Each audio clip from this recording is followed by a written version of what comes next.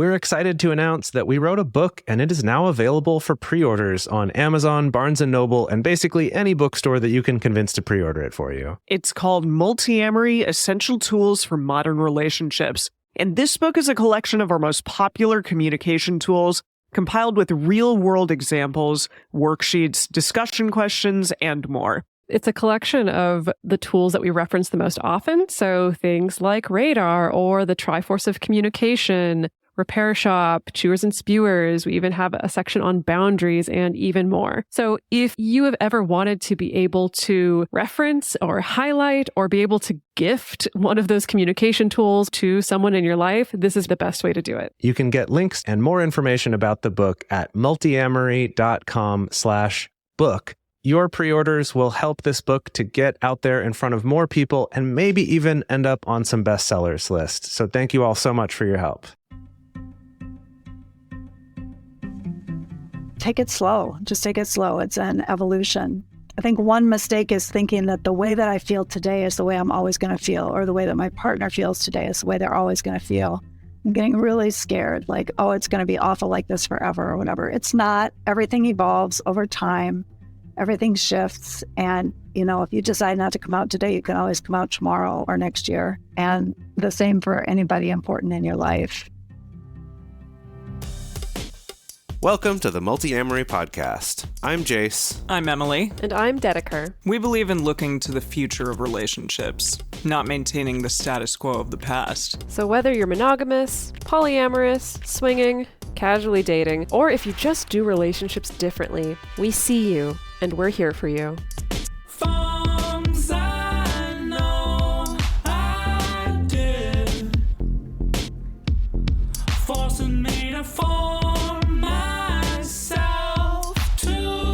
On this episode of the Polyamory Podcast, we're discussing coming out, especially as it relates to the intersection of personal and professional lives. And we're having this conversation with author and therapist Martha Kauppi. We last had Martha on the show on episode 340, which I'm already surprised at how long ago that was, to discuss polyamory and therapy, as well as Martha's book.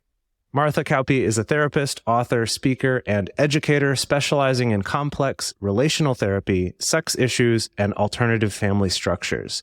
She trains therapists all over the world to work more effectively with a broad range of sex issues and with clients who are in open relationships. She's the author of Polyamory, a clinical toolkit for therapists and their clients. And today we're going to be talking about Martha's own coming out story and discuss ways that you can more effectively come out to your friends, family, and the world and make the decisions about when that's appropriate. So Martha, thank you so much for coming back on the show. I'm so happy to be here. Thank you for having me.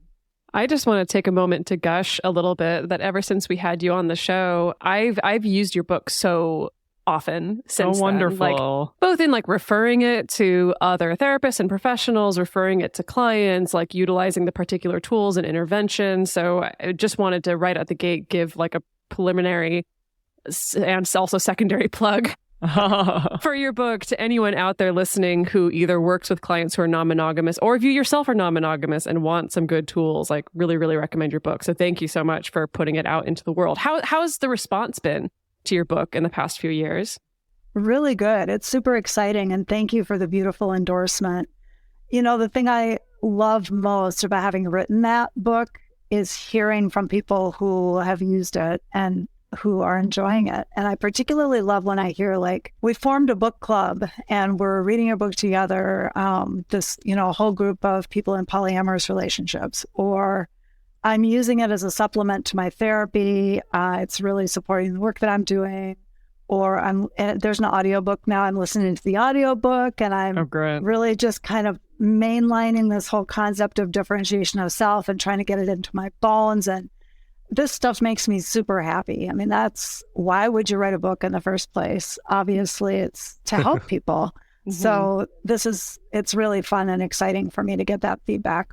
Yeah, I just wanted to say in particular, I think one of the tools that I found resonates with people the most is the NRE plan, or like the how I plan to handle NRE exercise that you have, that I don't think I've seen anyone else out there creating or using something similar. And so that's been such a helpful thing for me to be able to give to clients and to use in my own life, to be totally honest.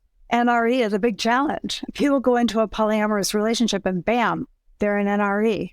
It's really unfortunate in a way that you get the biggest challenge first. For our listeners, NRE, new relationship energy. The reason I mentioned that is I did have a coworker of mine listen to the podcast recently, and he's like, I did have one question. You kept saying NRE. Is that like a therapy thing? And so I explained it, and he was like, oh, that's so simple. That makes so much sense. But I realized that sometimes we take for granted that everyone knows the same terms that we do.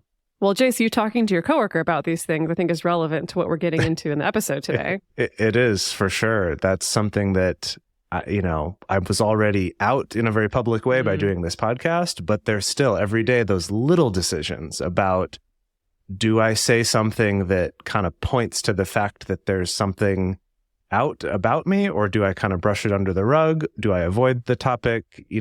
What is it? So I think I'm sure that will come up in our conversation today. Yeah, to start out with, Martha, you actually came to us and wanted to be on the show again to discuss your journey with coming out. So just to start out, I wanted to kind of see, what was that journey that you took in terms of coming out, and can you discuss and kind of go through your decision process during all of that time? Sure. It's complicated little twisting story, of course, like everybody else's, but I've been out as a lesbian for many, many, many, many years. I have never really been in the closet as a lesbian. I came out as soon as I came out, and that was in my late teens, early 20s. So that was a really long time ago.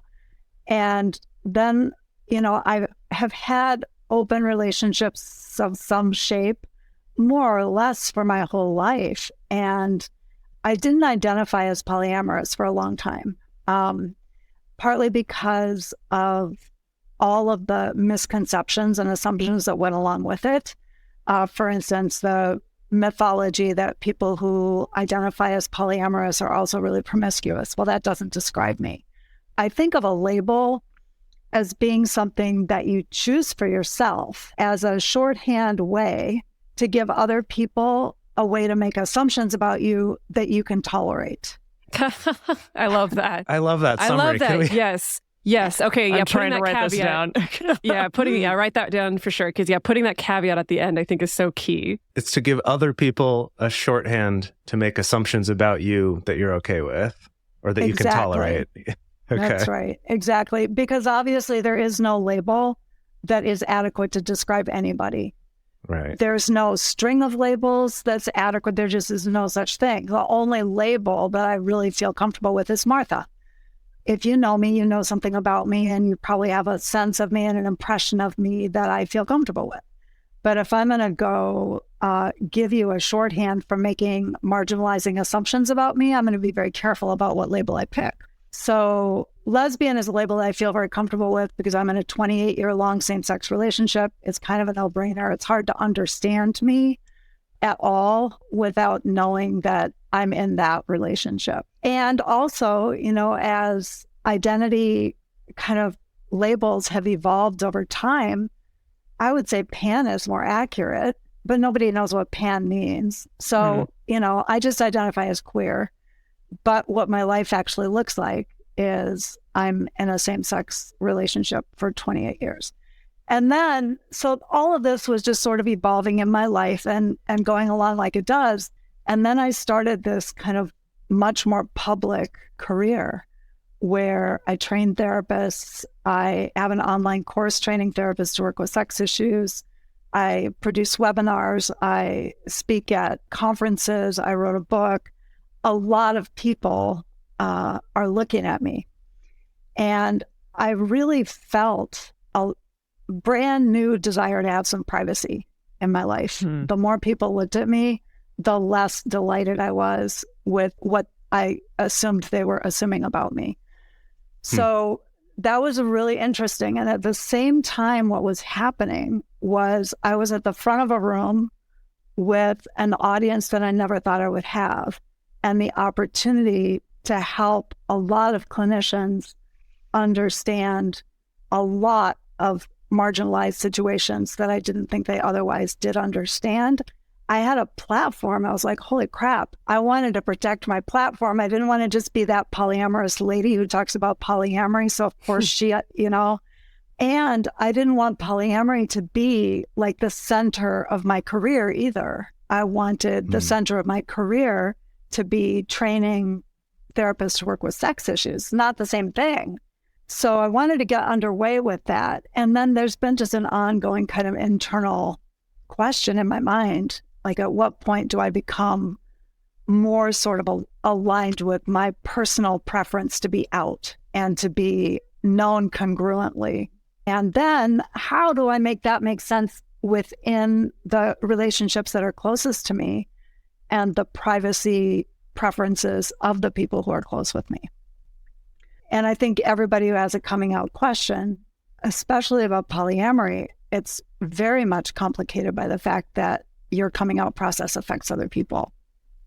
Yes, always, always. Yeah, and it's also different in your situation in particular, not only for all the reasons that you listed, but it's also, navigating outness about your relationship format is maybe a little bit different as someone who's working as a therapist versus someone who's working as an accountant. Not that there's no impact on the accountant or things like that, but it's like I think around the therapy profession, we already have all these mores and conventions around just disclosure in general, right? And like how much can you disclose about what happens in your private life or like what kind of relationships you conduct. So I want to circle back to that a little bit later. I think that whenever anyone is grappling with coming out, there's always reasons for and against, right? So it sounds like for a long time, there were a lot of compelling reasons for you for keeping this private, the way that you want to angle yourself as a professional and the way that you want to be showing up in those particular spaces. For you, you alluded to having this personal preference of being out. So I guess I'm kind of wondering about all your reasons for, like what finally tipped the needle for you in deciding, no, this is something that I do want to do. Well, first of all, I think my career is at the point now where it would be hard to destroy it. That helps. That does help. Yeah. So that helps. That helps a lot. Yeah, that helps a lot. But what I love about teaching therapists about working with polyamory is when people feel comfortable telling me, I really have a problem with this. I can't understand it. A lot comes up for me about it. Help me understand it. And I like being somebody who can get on the inside of that and be beside somebody who's really grappling with it and help. And I am a little worried that by coming out myself, I might lose my opportunity to have people be that vulnerable with me. Sure. And so I think I've gotten to a point in my career where I have done enough of it that I'm willing to risk it, if that makes sense. Well, that's actually one of the other things that I wanted to ask about was how that relationship with both clients, but also with other therapists has changed. If you've been able to see that yet, like has the impact been as big as you expected? Has it been different than you expected in terms of that way of, I thought I could relate to you as an outsider, but now I'm having to relate to you as you're an insider and I'm an outsider. Have you noticed that change being as big as you thought it would be? I haven't had a chance to notice it yet. So I have two audiences to my work. One audience is therapists, and the other audience is people in polyamorous relationships and people in other kinds of relationships that they want help with their relationships. So like the public. And the people that I'm most interested in coming out to are the public. I'm most interested in, for instance, finding ways to help people in polyamorous relationships to strengthen their relationships. I'm working on that project right now. And I think it's really important to think through some of these issues. It's been an important part of my kind of trajectory about that, to really think through my own coming out issues before I really move into that sphere. It's less important to me to be out to the therapists because I think it's less relevant to the work that I do with them. So for instance, as a coach or a therapist, when I'm working with a client who is either queer or gay or polyamorous or in any kind of E&M or C&M relationship, almost always I come out to them. If I'm in group and it's a marginalized group, I mostly come out to my clients because I think it's fair for them to know that I have some sort of shared understanding of a community and also a risk, I think, of making assumptions about them based on similarities that I falsely perceive between us. Like, I think there's a flip side to how that bias works. So I think it's just fair to disclose. So I'm much more concerned about the congruence that I show to the public in that way, because when I'm training therapists, I'm very congruent about how I train therapists, and my personal life kind of isn't really part of it. Interestingly, what I have heard from therapists mostly at this point is, oh, well, we just assumed that. That was what I was going to ask, because, the three of us doing this podcast and talking about the things that we've talked about, which generally has been polyamory for almost the last decade, people are going to have automatic assumptions about us, and generally that we're all polyamorous and that we're a triad, which is not true. I'm not polyamorous and we are not a triad, and yet generally that's where people go. So I was wondering, yes, you talk about these subjects, and so my mind would go to that a person would automatically assume she must be also inclusive and also in with this crowd, essentially, and polyamorous in some way. And has that been an issue, I guess, especially when you were not necessarily letting people know that in certain groups, like the therapist group that you were working with?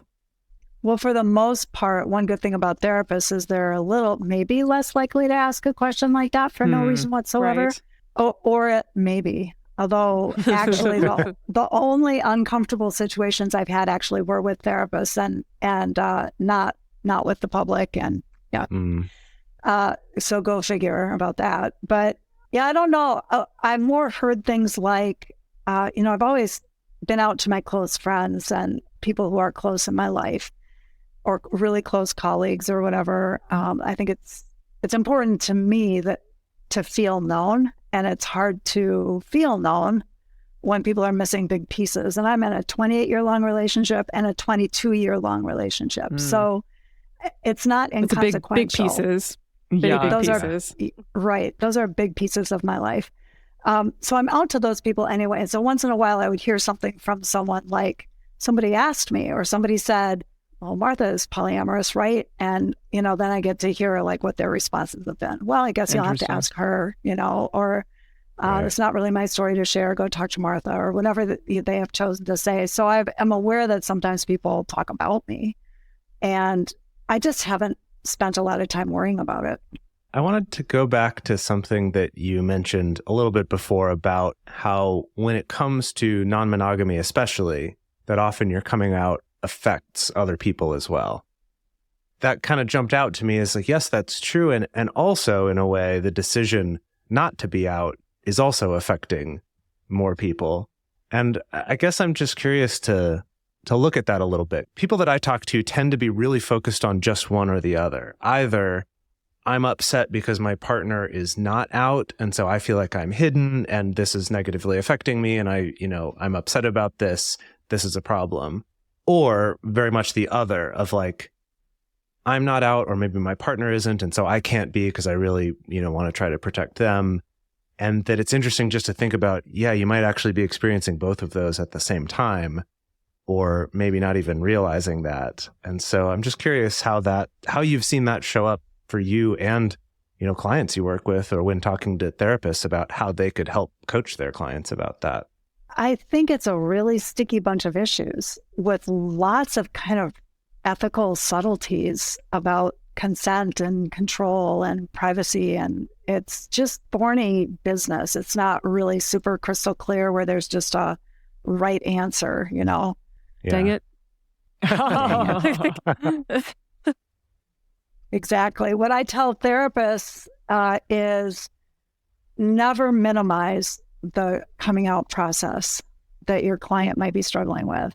Don't assume that it's going to go easy. Don't assume there are going to be no negative consequences, because people lose family relationships, custody, jobs, all kinds of relationships get kind of thrown under the bus through the marginalization that goes along with being in an open relationship, which seriously sucks. And I think we've come a little ways. Like, most people don't get beat up anymore for coming out as a lesbian. So that's progress, because I have been harassed on the streets for walking down the street with a female partner in the past, and that hasn't happened for a couple of decades. And obviously it's different in different areas and with different people, and trans people are still really struggling. And it's tough. And I think liberal therapists and liberal people generally are at particular risk of saying, well, we've come so far and that really won't be a problem, right? Because we all value diversity. And the truth of the matter is, we're not as good at it as we'd like to believe. Yeah, definitely hard agree on that one. I'm wondering, and I know that, of course, there's always going to be caveats, because like you said, it's always a sticky situation with many entwined, entangled areas of potential, things to think about and worry about. And it's going to depend on people's lives. But, do you think that there's a higher chances of a non-monogamous relationship working out if everyone kind of involved in the network is a similar level of outness? Or do you feel like people have pretty successfully navigated having very, very different levels of outness? And we all want a formula and a pat answer. I know that doesn't exist, but I don't know. It's something that I've been trying to evaluate also with the clients that I work with, and thinking about my own anecdotal data set over several years of working with clients. And I'm just curious about what your impressions have been. I love that question. A big reason why I wrote that book was because in my own life and in my own relationships, a lot of the assumptions that we make about polyamory just are not true. And I was like, you know what? I probably need to speak up at some point and say, actually, that's not what I'm seeing. And this is another one. I mean, I have one partner who's perfectly comfortable being out. I've got another partner who is not perfectly comfortable being out. And for a number of years, I was not comfortable being out. But generally speaking, it's more important to me to be out than it really is to either of my partners. So, we've got some long-standing relationships here that are standing the test of time despite some strong differences. Yeah. And so if you don't mind sharing from your personal experience, since, these have been really long-term relationships, what do you feel like have been the compromises that have had to be made, or the sacrifices that have had to be made, in order to rectify the fact that this is all multiple people with very different opinions about how out one should be or not? It's funny because kind of outness has been the least of our challenges, I would say. Sure. We've had plenty of other things to grapple with, but outness is a challenge now a little bit, as I start to feel like I want to come forward and speak up, just because I am a pretty relational being. The way that I started that process was years ago, sitting down with my partners and saying, what do you want to do here? And how do you feel about my choice about this, to or not to, and what are the stakes? I mean, we've all been talking about it for easily 5 years. This is not the kind of thing that I come up with on my own and then, birth overnight and break the news over breakfast. That's not really how I roll. I think even that is a great takeaway for people to realize, like, this isn't just I just decided one day.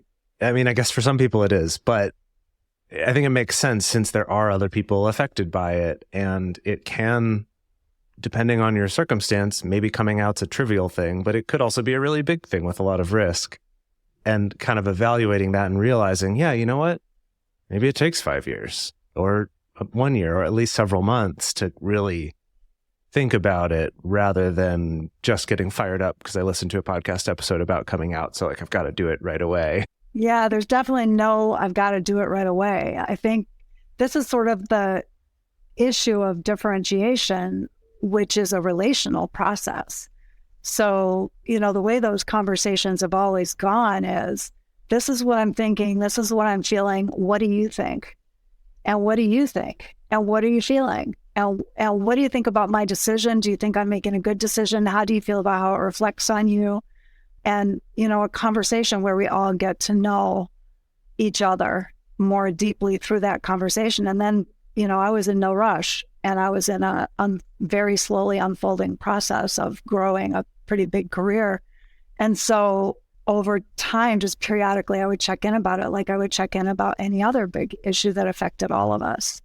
This is where I'm at about this now. What do you think about it? How do you feel about it? What's going on about it? Do you think I'm making good decisions about this? What am I missing that's important to you? Yeah, as you're talking about that, I'm realizing that I think the scenarios where I've seen the most conflict and the most pain and the most heartache among people who have very different opinions about how out one should be, or they're at different places with outness, usually there isn't necessarily that sense of compromise. Usually it's a situation where one person is like, well, I can't be out, because of X, Y, and Z reason. And so I can't post about you on social media. We have to go have dates in the next town over, so I don't run into anybody I know, and there isn't necessarily that sense of let's talk about the impacts of this and let's try to make this intentional. Let's try to take an inventory of what are the actual risk factors here and try to collaborate on this. So I guess that what I'm hearing is there's something about bringing that spirit to it, and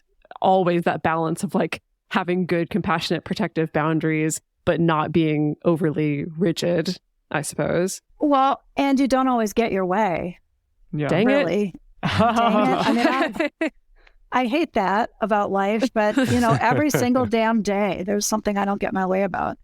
So there has to be a certain amount of just internal balance about the whole thing, because I have both of those partners. I have the one that's like, sure, I'm happy to be out. Joanne's like, talk about me, name me, I don't care, no problem. And my other partner's like, we can't go on a date, So I get it. There's practically no issue around polyamory that I haven't been in both sides of it at one time or another, which really helps give you a little perspective about it all. And probably makes you a better therapist. I was going to say, I think it's an occupational hazard of being non-monogamous over a certain period of time. There's always going to be a turnabout where you're going to end up on both sides or all multiple sides of a situation. Yeah, that's one of the fun things about it as a therapist. It's like, well, you can be all dug in about that right now, but I think it's going to kick you sooner or later because you'll be on the other side of it. So it's an inconvenient truth that the person who says, I don't feel safe, wins. They get their way, or you don't have consent, right? So that's just the way it is. But it doesn't have to be the end of the discussion. So it can be, what helps you feel safe? Under what circumstances would you feel safe? What could I do to help you feel safe? Is there any wiggle room in this? Where could we go? What would make sense to you? Because it's usually not just a brick wall. If you can lean in with some curiosity and actually find out what's going on for that person who's feeling so unsafe. And I'm also going to extrapolate that feeling of a lack of safety or a lack of security, I imagine, is not just something that can come from the person who, maybe doesn't feel safe enough to be totally out, but can also come from the person who feels hidden, for instance, right? Mm-hmm. That can feel like, I don't feel secure in this relationship because I feel like I'm being hidden. And it sounds like it's just important for there to not be brick walls between us in negotiating and navigating those things. Yes, and there's a question there. I think it's a fine line between the experience of hiding, I am hiding, or you are hiding me. And I have control over whether I'm hiding. I don't have control over what you're doing. And I'm not sure I should have. So I think there's just an uncomfortable truth there about consent. If you don't want to disclose this aspect of yourself, I have kind of got no right to ask you to. But also, maybe you don't have a right to ask me not to disclose what my life looks like to the people that are important to me and to the world. Does that make sense? What do you think about that? Yeah, I think that's when it gets into, like you were saying, of we don't always get our way. And I do think in relationship, any relationship, there's always going to be a push-pull and there's always going to be areas of disagreement. And I think it is about just learning to like, can we find ways around this? Can we find ways to still fundamentally love and accept each other, even though we're in different places with this? And that gets complicated because the fact that like choosing to be out or choosing to not be out does have impact. So I guess I'll take the safe answer and just be like, oh man, that's a tricky one. That's a real tough one. I mean, the thing that it brings up for me is just the fact that it is an ongoing conversation and that there is nuance to every piece of it, right? To every individual person's decisions about that, as well as how those affect each other. And the reason why I want to bring that up is because before we started recording, we were all talking about like advice columnists and newspapers and stuff, and how often to be a hit in that area, you tend to have to come down pretty hard on one side or another and maybe give people some tough love or maybe even be a little bit mean sometimes because that's like, ooh, wow, sensational, hot take. But it really leads us to this idea of, oh, well, if I just decide kind of what the right ethical decision is or like what the right thing is to do, then I can just apply that in all situations and then I'll always be right. And anyone who disagrees with me is just categorically wrong. And there's so much of that in that kind of, I'll just say some of the more popular relationship advice podcasts compared to ours, you tend to come down more on that. Like maybe this isn't actually healthy, but it's like hot takes. And so just kind of to bring that up as a reminder to people of, yeah, it's not just a black and white decision. It's not just, oh, if this, then do that. And now you're in the right. But it is this ongoing nuanced conversation that you can't know every single circumstance that might come up and just make some formula that you can apply. Yeah, and so many of us want, I think, a quick fix and a quick answer. But as you said, this was a decision that occurred over a long period of time and also changed due to circumstance. And your circumstances changed where you said kind of at the top of the show, I feel like my career can't be destroyed now. Like it's pretty undestroyable. And so therefore I feel more comfortable coming out. And that's, I think, a big, thing that we all have to view. There may be certain points in our life where we feel more or less able to do things that might have been more challenging at a certain point in our life than they are currently. And that can continue to change throughout the course of our lives. Yeah, the whole thing evolves. I mean, relationships evolve. I'm thinking about how frustrating it's been for me sometimes to have a partner that doesn't feel comfortable being seen in public with me, for instance. And it's really tough. And also when I can lean in with curiosity and ask what that's about, what's going on and what's the fear and what's at stake? What are they experiencing? What's really going on there? Then every single time we do that with any aspect of our relationship, I end up coming around to, oh, you know what? I withdraw the request. Like, I don't want you to have to go somewhere where you feel so uncomfortable. And it's less uncomfortable for me. Like that would be massively uncomfortable for me, actually. Mm-hmm. So the more I understand what's going on for the people who I really care about, the more leeway I have about what I can live with. So we want to go on to talk about some of these coming out topics more broadly and talk about some ways that people can explore this in their own lives. But first, we're going to take a quick break to talk about some ways that you can support this show. If this is content that you enjoy and want to help us keep putting out there into the world for free, the best thing you can do is take a moment to listen to our advertisers. If any seem interesting to you, go check them out. It does directly support our show, and we really appreciate your help with that. I'm sure any of you who've been listening to this podcast for a while know this, but in case you don't, Emily and I got cats together long ago, and they live with Emily now in LA and not with me in Seattle. But I love my kitties, Aww. Little Camille and Henry. They're sweeties, and I want them to be happy and healthy. And that's one of the reasons why I'm excited about our sponsor today, which is Pretty Litter. Pretty Litter is incredible. I've been using it for over a month now, and it's very important to me to always have a cat litter that doesn't have dust involved in it. One of our cats, Camille, has a really bad dust allergy, and Pretty Litter is an ultra-absorbent crystal litter. So not only is it dust-free, but it traps odors instantly, so there's no cat bathroom smell, which is huge. Additionally, one of the coolest things about Pretty Litter is that it changes colors to help monitor early signs of potential illness in cats, and that includes things like urinary tract infections and kidney issues, and those are things that plague a ton of cats all the time. It's so great because your litter can tell you, hey, is there something going on right now? And it can give you time to be able to monitor your cat and then potentially take them to the vet. Pretty Litter ships free right to my door in a small, lightweight bag. I never run out of it, and I don't have a huge container of litter taking up space and stinking up my place. It's great, and you will love it just like we do. Pretty Litter helps keep tabs on your cat's health and keeps odors down. You and your cat are going to love Pretty Litter as much as we do. Go to prettylitter.com/multiamory to save 20% on your first order. That's prettylitter.com/multiamory to save 20%. prettylitter.com/multiamory. Terms and conditions apply. See site for details.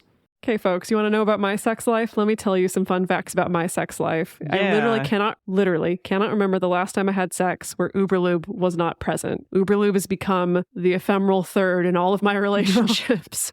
Wow. Oh my gosh. Yes, it's true. We all love it. Uberlube, if you don't know, is a luxurious high-grade silicone lubricant made from clean, body-friendly ingredients. It's just silicone and a little vitamin E. It's fantastic for all kinds of play, vaginal, oral, anal, can even be used to smooth frizzies in your hair. It doesn't have any smell, doesn't have any taste, which is a big deal for me because I only want to be smelling and tasting the things I'm meaning to be smelling and tasting and not the lubricant that I'm using. It comes in a lot of different container sizes. I particularly like their travel size that comes in this really nice, discreet little tube. Almost looks like a tube of lipstick or something. So it's really easy to pop in a bag and take on a trip with you. It's fantastic and doesn't stain any of your sheets, even if it did leak. I actually did have it leak in my suitcase one time because I didn't package it up very well. I had a bigger bottle, but it all came out really easily, so it wasn't a problem. Right now, Uberlube is offering Multiamory listeners a special offer of 10% off and free shipping when you use our code Multiamory at uberlube.com.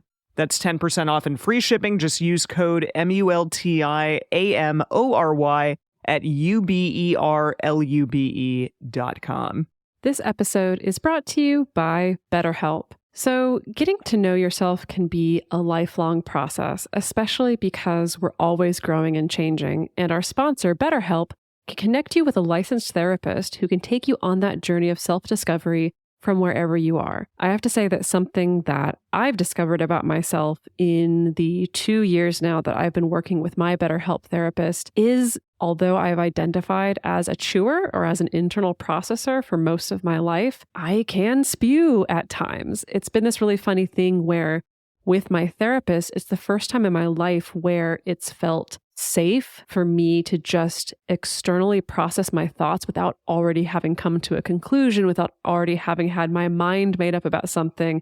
Basically, for me to sound a little bit silly and rambly and incoherent. And there's something really powerful about that process where I get insights that I probably wouldn't have gotten before if I was just sitting by myself thinking to myself. And this is something that I've also gotten to discuss with my therapist. And it's been kind of cool. I mean, I kind of have to reevaluate my identity as whether or not I'm actually a chewer or a spewer, but it's been really, really interesting. And I really appreciate the work that I've been able to do with my BetterHelp therapist on this. So if you're thinking of starting therapy, if you're not sure, give BetterHelp a try. You just fill out their brief questionnaire to get matched with a licensed therapist, and then you can switch therapists at any time if it's not a good fit for no additional charge. So discover your potential with BetterHelp. Visit betterhelp.com/multi today to get 10% off your first month. That's BetterHelp, HELP.com/multi.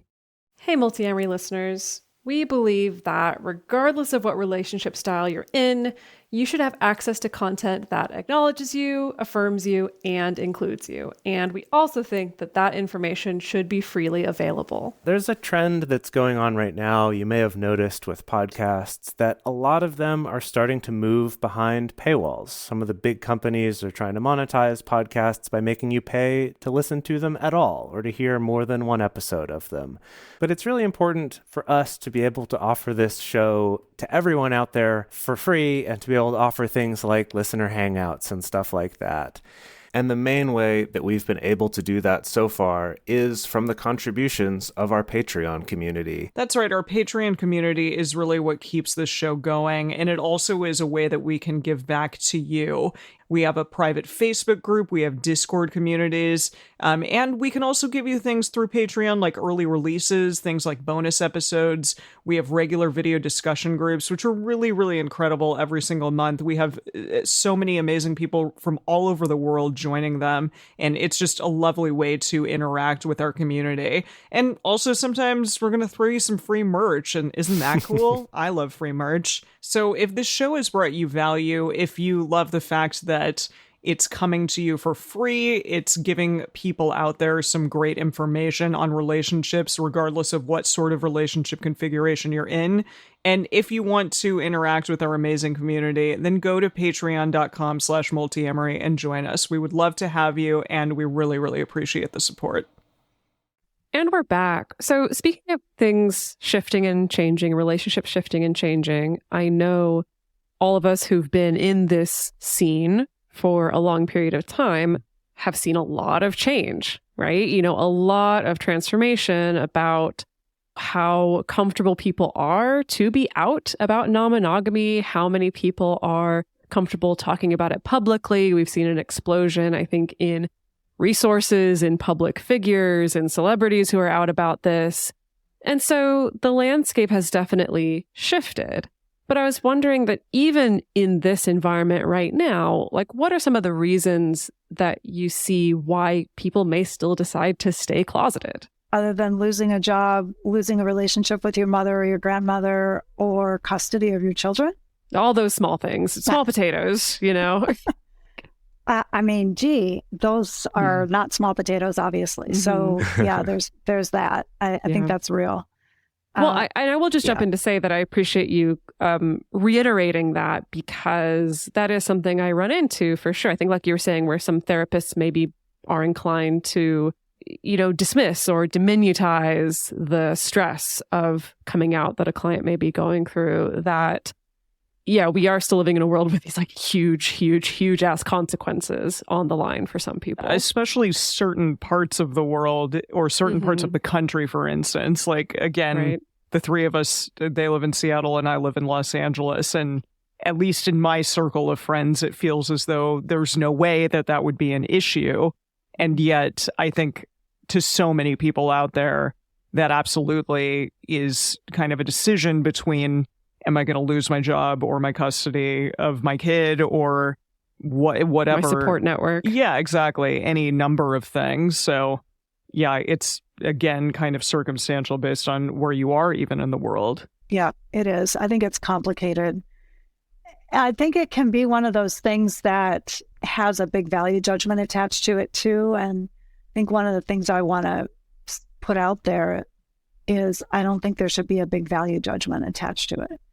I think it's a personal decision whether you come out or not. It's a complicated one. It's terrific fodder for therapy or coaching because it's a deep dive into what you want, what you have at stake, and moving towards the life that you want and the way that you want to move towards that, which is going to always surface blocks. I mean, if you're not out already, and there's a part of you that wants to be out, there's also a part of you that does not, or you would already have done it. So there for sure is going to be some internal tension about it. And I think it's fair. I was actually wondering if we could come back to in our professional lives coming out, and or even in our personal lives too, but something that I've been thinking about a lot recently, and I'm actually involved with a working group that has to do with non-monogamy and polyamory in the workplace, you know, kind of advocating for more companies to adopt policies to protect people who are in non-monogamous relationships, as well as looking at how companies might adjust things like their benefits and things like that, even to better reflect this community that is a very large part of their workforce, even if they don't know it. So anyway, this stuff's all been on my mind quite a bit lately. But the thing I wanted to talk about was the idea of, I guess, that people talk about outness as a binary, like you either are or are not. But I find that in reality, it's a much more nuanced question. And it can end up in this situation where there's almost daily decisions of, am I out or not in this particular interaction with this particular person? And I guess kind of navigating that difference between, let's say I want to be out. What's the difference between being out in a way that I'm not actively hiding this versus being out in like I have to throw this in everybody's face in every single interaction that I have and put it on all of my social media posts and put it on a name tag, put it on my business card, like there's a big world of difference between those two things. I'm curious, it sounds like you're doing a little bit of that where you're out now, but it's not like you're doing a big press release, I guess, besides being on this show. But, yeah. It's not like you have to force everyone to sit down and talk about it, which I think is how some people think of it. It's like, oh, I've got to sit down, everyone I know, and give them this announcement, or I've got to write up this big thing. Yeah, exactly. Well, to me, I mean, like I said, I've been thinking about coming out issues since I was like 19. And I think you come out for yourself, for your own reasons, and you handle it within your relationships, partly because you want to be known. So, somebody once asked me, like, why would you even come out as a lesbian? Well, because if I don't, you assume I'm straight. And it's exactly the same. So if I don't tell you that I'm in two significant relationships, you will certainly assume that I'm in one. And especially if one of them is much more hidden than the other. Unless, of course, I write like a 450-page book about it, in which case... Which does help. I found it does help sometimes. Definitely. Turns out, yeah, people start making assumptions. But yeah, so I think that's why you would come out, is so that people would know you. And so to me, you would sit down and talk to the people that you feel like don't really know you. They know a part of you, and the rest of it that they're making assumptions about, they're making incorrect assumptions about you. And you want to clear up that record so that you can have a feeling of being known. And so you're paying a price or taking a risk, potentially, in exchange for your desire to feel authentically known. And the risk you're taking is that they might not be comfortable with your identity or your situation. And I think what I've learned from at least my own experience with this, as someone who has been, let's call it, officially out for at least a decade, that for me, there are still certain areas of my life where this is a challenge. So for instance, for myself, like obviously I've been professionally out for a long time because that's been the basis of what I do, between doing the podcast or between working with non-monogamous clients all the time. And for a long time, I've been, I guess I would say, personally out, especially in the realm of, dating or partner acquisition, because it's really important to me to make sure that there's some ethics there and people are able to consent and know what it is that they're getting into and things like that. But for a long time, when it comes to like making friends, for instance, that's an area that I struggle, right? Like that's an area where I struggle with, is this worth the risk in this interaction to be this vulnerable with someone that I'm getting to know? Is it worth the risk to, is it worth the risk of the fact that I may end up in a 3-hour conversation now with this person where maybe they won't respond very well? So I think for myself, when it comes to specifically friends, it's this weird in-between area for me that I still struggle with. And I'm curious about hearing from the rest of you if you feel like that has matched your own experiences of like certain areas of life, it feels easier to step into this, and other areas it feels a little bit harder. Or maybe that's just me. Interesting. I don't know. Yeah, I feel like it comes up in what I've been a part of in my life in terms of polyamory, and then also the podcast in general. It does tend to start coming up as I've gotten to know someone a little bit more. There is a certain level of, I'm not going to just disclose that immediately. Because, yeah, it is a potentially vulnerable discussion-based thing that's going to take a long period of time, and also some emotional intimacy that you don't always want to have to get into with every single person you meet. So perhaps, yeah, although I don't think of it that structured, but that has tended to be the trajectory towards which I start talking about these things with people that I meet. I would say for me, and again, this has been on my mind a lot lately, but for me, it's all in professional circumstances. And maybe because I put all my mental effort there, when it comes to friends, I'm like, nope, this has to be something that I can come out with and talk to you about, or else this is not worth it to me. Sure. Because I've got enough friendly social interactions through work where I do feel like I need to be much more guarded and keep more of myself private, and maybe even always walk that line of how much do I let them assume all the typical stuff they're going to assume about me? And is that worth even having that conversation? Or is it better to just have that not get in the way? I think that the thing that's really shown up for me is that since being publicly out because of the podcast, so that any person could, within 2 seconds of Googling me, know all of that about me, right? Like there's no even pretense of that being secret from anyone who even tries to look about anything about me.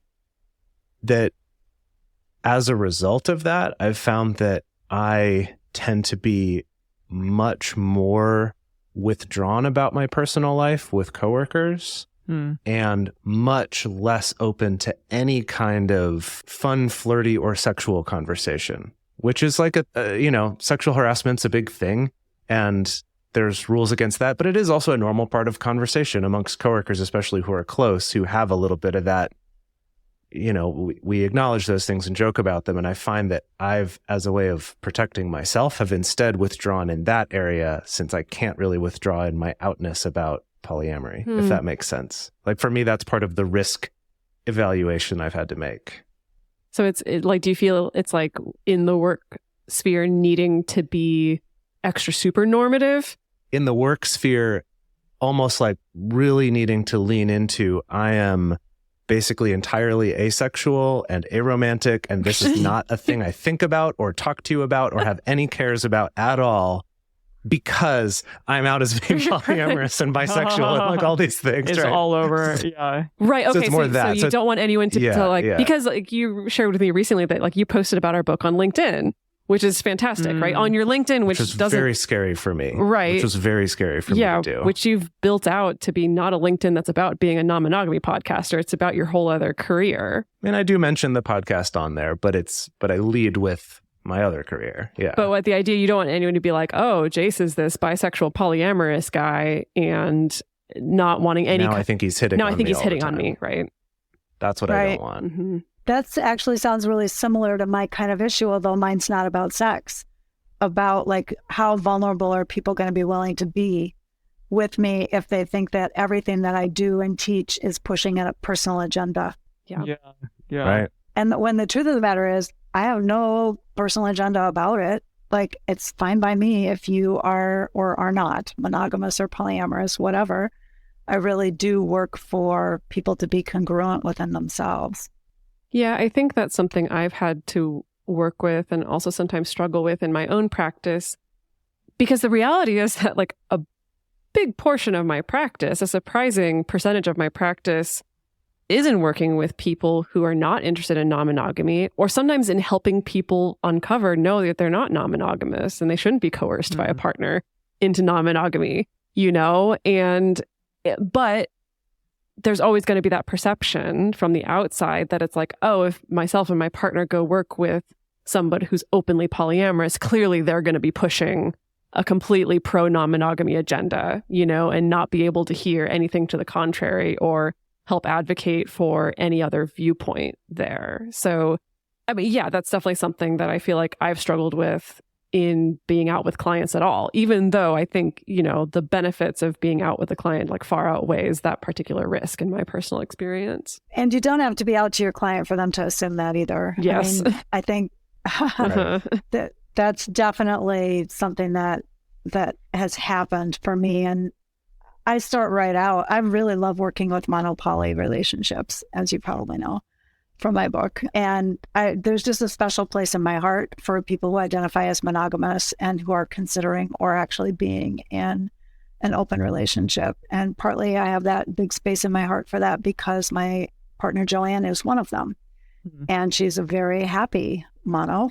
And if she wanted to go have another relationship, she could, but it's just kind of not the way she rolls. I know for sure that it can work. I know for sure it can work in the long run. And I really love working for those people. And I start right out by saying, I am not ever gonna tell you what you should do. And if you decide at the point that you decide whether you do or don't want to be in this relationship, I'm going to back your play. So, I don't have an agenda that you need to decide to open your relationship or to stay with this person. That's not my job. My job is to help you get clear on what you want through exploring what's possible for you and what you're curious about.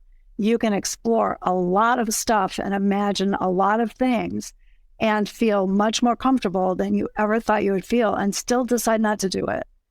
And that would be just fine. It's going to be your decision. I'm trying to help people see that thinking about something, dreaming about something, imagining something is not the same as actually doing it.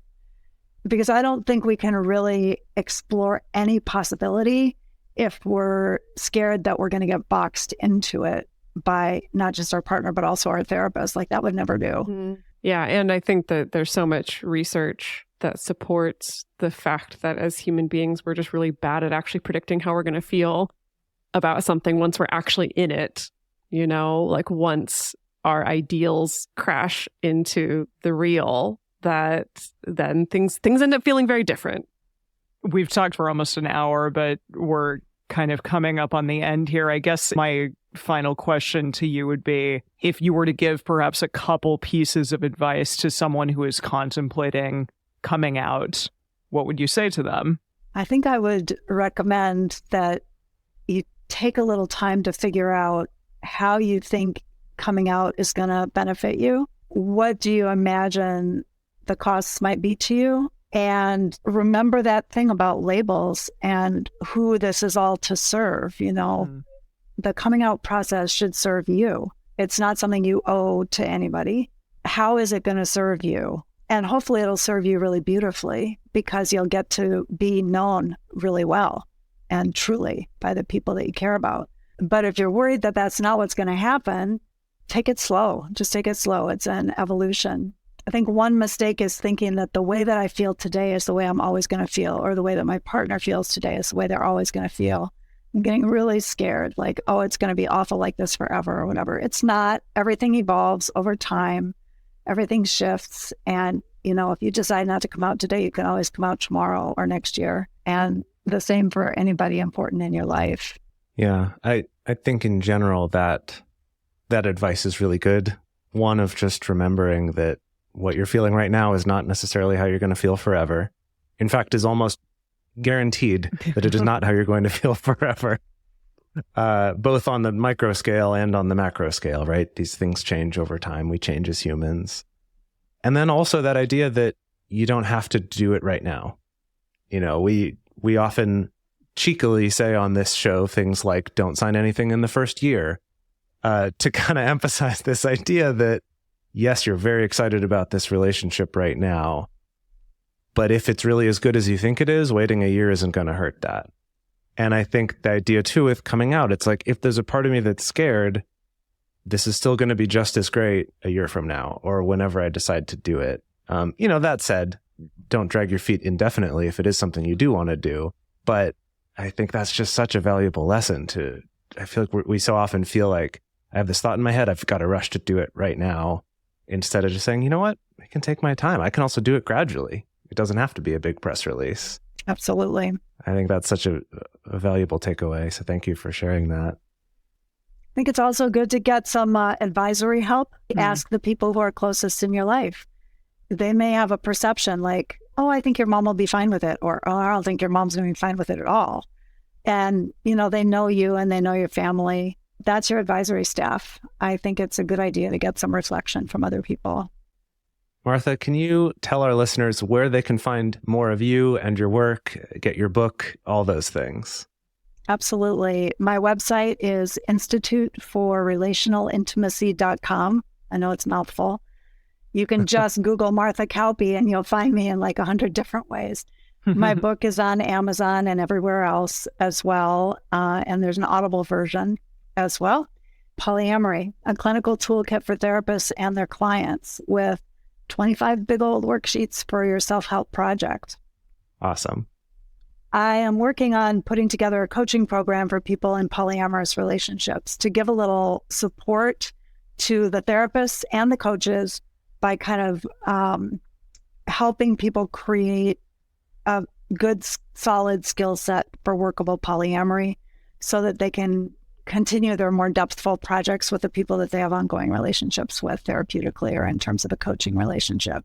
That's on my mind a lot. And I'm really interested in helping the therapists do a better job and feel more confident so that the clients can have better functioning polyamorous relationships, and then helping the coaching clients themselves.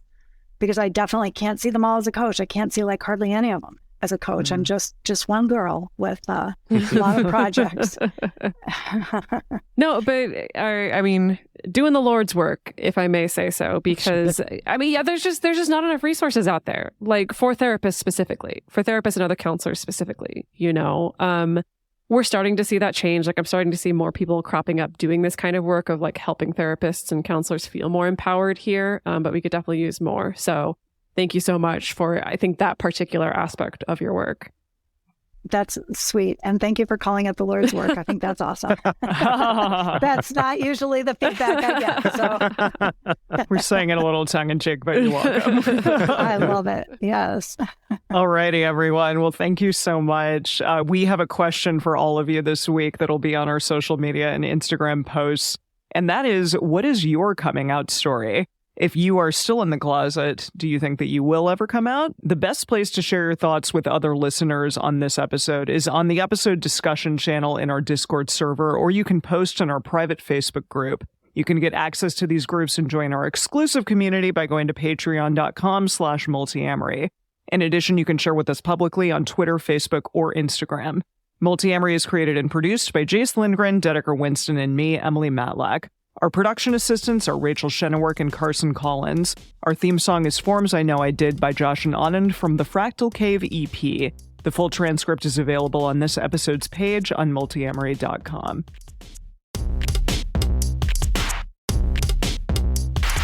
Mom, what does bad cum taste like? You know when you accidentally burp and you have something come back up from the earlier in the day? Yeah. That's what it tastes like, okay? Oh, no.